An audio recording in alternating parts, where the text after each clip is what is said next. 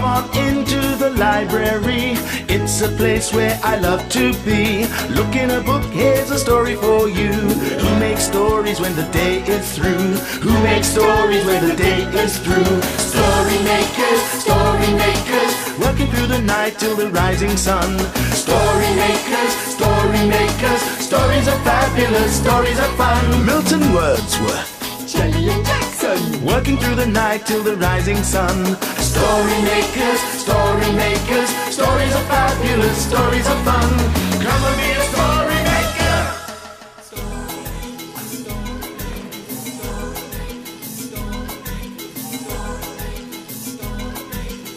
Story makers.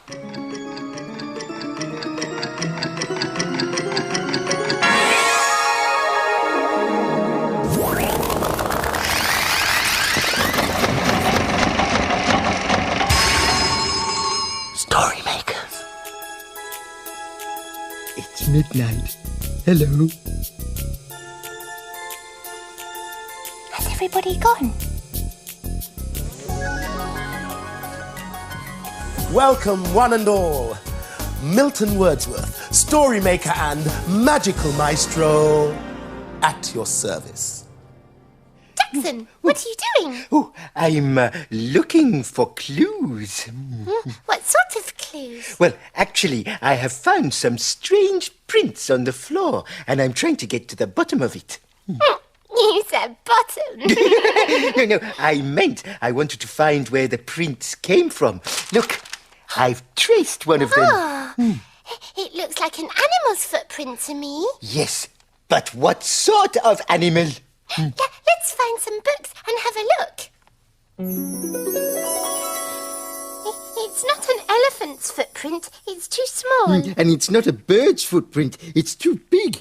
And it's not a pig's footprint. Or a cow's. I know. Why don't we put your tracing into the story machine, and then maybe it will tell us a story about what kind of animal it is. Okay, but afterwards I want to look for some more clues.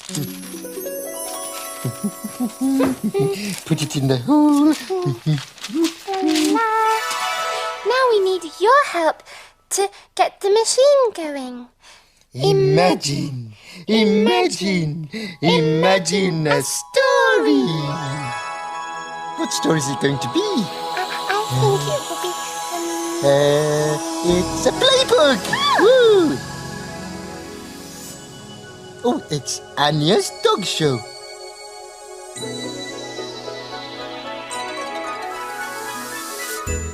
Hello, everyone. Hello. Welcome to Anya and Laura's Dog Show. All the dogs lined up. That's good, well done. Stop snapping, Fetch. Stop sniffing, Tom. It's great to see so many of you. Would you like to show us what you can do? Roll over, Rufus. That's a good dog. You've earned yourself a doggy choc. Wake up, Duchess. There's no time for sleeping. Spotty, what is that you're eating? Drop, you slobbery mutt. That's a clever pup. Oh dear, your lead is tangled up. Lie down, Luke. That's good now. Stay. Oh no, he's running away. Hey, can you smell something fishy? That's a funny-looking dog. No, it's not. It's a kitty. Tom, stop sniffing Fetch's bottom like that. And Fetch, there's no need to snarl, old chap. Come on, everyone. It's rosette time. So come on, doggies, stand in line.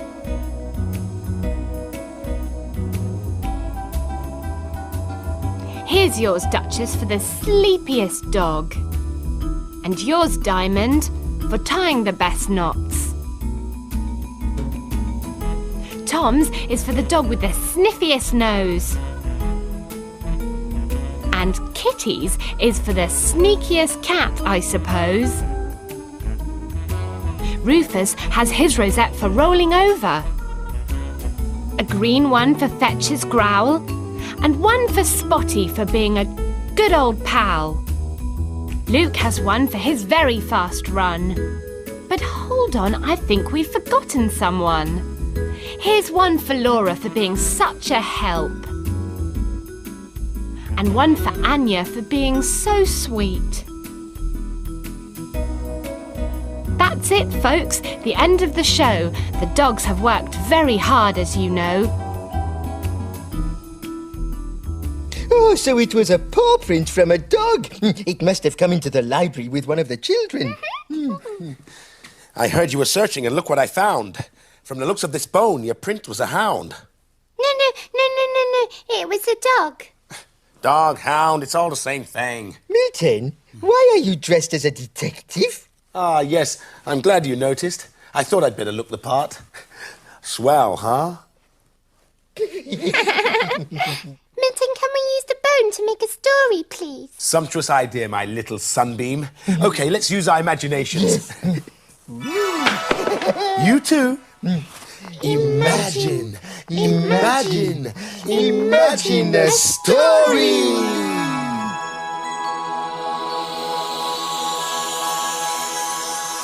Ah, it's a Kevin the Spaceman story. Yay! It's called Woof. Kevin and Spanner in space to explore, seeking out planets never heard of before. As soon as they landed on the new planet, Spanner smelled dog. He set off at speed with his nose to the ground, barking excitedly. "Don't be silly, Spanner," said Kevin. "There aren't any dogs in space." Kevin, meanwhile, had found some interesting-looking footprints. He wondered what had made them. An animal of some kind? Perhaps Spanner was right. "Ruff!"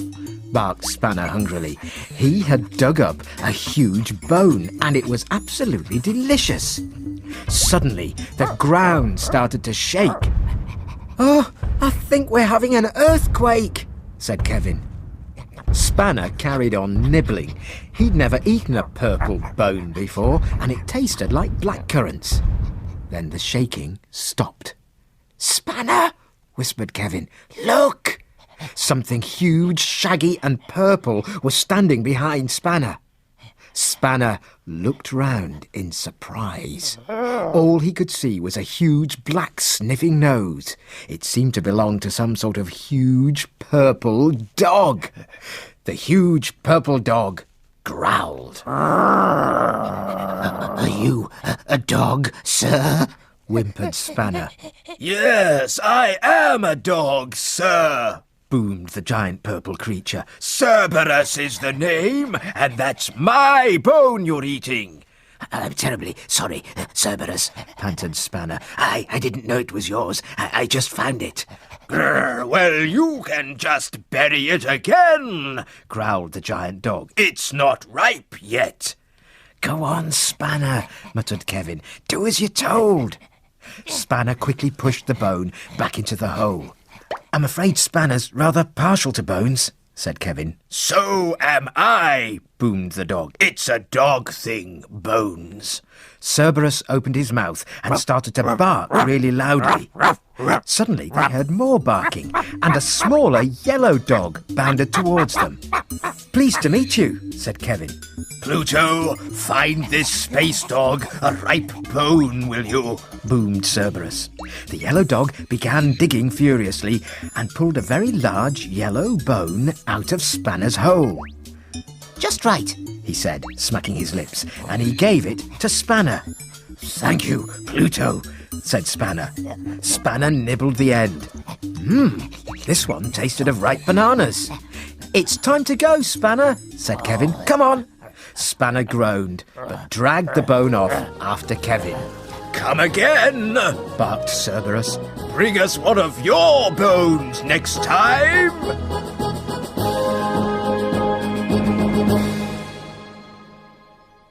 Those doggies were strange colours, weren't they? Indeed they were. Now, what else can we look for? I'm rather enjoying this detective outfit. Well, we found doggy paw prints and a bone. I'd say we have all the evidence we need to prove that a dog was in here. Why don't you put your magnifying glass in the story machine? But I've grown rather attached to it. Oh, you don't need a magnifying glass to detect things, Milton. No, I found a paw print without wearing a silly costume. Oh, I suppose. Okay, then. Right, in it goes. Now, all we need is our special ingredient. Yes, imagination. Ready? Imagine a story.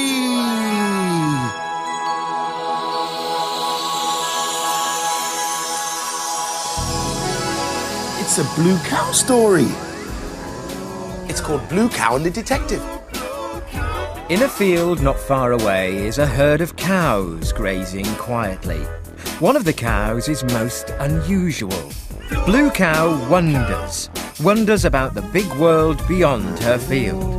One day, Blue Cow was looking at the leaves on the trees. I wonder what happens to the leaves when they fall off the trees. She's off again, said the other cows. So Blue Cow caught the bus that stops beside her field. I'd like a return ticket to a place where all the leaves go to, please. There you are, madam. Hold very tight. And they set off for a forest.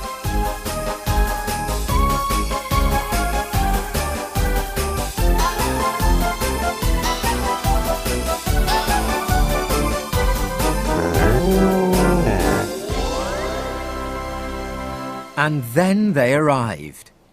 When Blue Cow got off the bus, she could hardly believe her eyes.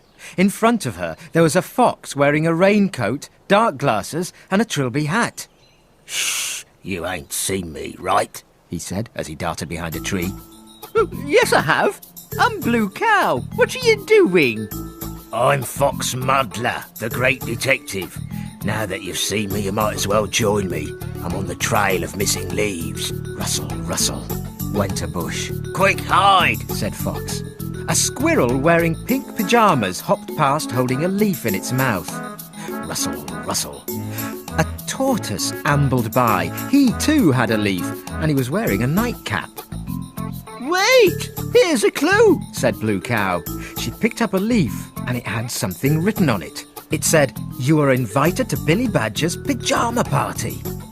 Blue Cow peeped out from behind the tree. A mouse wearing pyjamas sped by. Follow that mouse, said Blue Cow, and they ran after the mouse. Suddenly, they were in a clearing. There were lots of other animals wearing their pyjamas too, all putting thousands of leaves in a big pile. Hello, I'm Billy. Have you come to sleep too? Said Billy the Badger. Why? Asked Blue Cow. We sleep through the winter and use the leaves to make our beds. We call it hibernation, said Billy. Oh, no, thank you. We just wanted to know where all the leaves had gone, said Blue Cow. Thanks for helping me solve the mystery, Blue Cow, said Fox. Good night, Billy. See you next spring. Case solved. What a clever cow helping out like that. So all the animals were going to sleep. Do dogs hibernate? No, they don't need to. Dogs are always asleep anyway. Well, it's time for us to hibernate. The children will be here soon to read our stories. Oh, yes. The dawn is upon us. The morning is nigh. We've made our stories, and we bid you goodbye. Thanks for helping. Bye, story makers. See you again soon.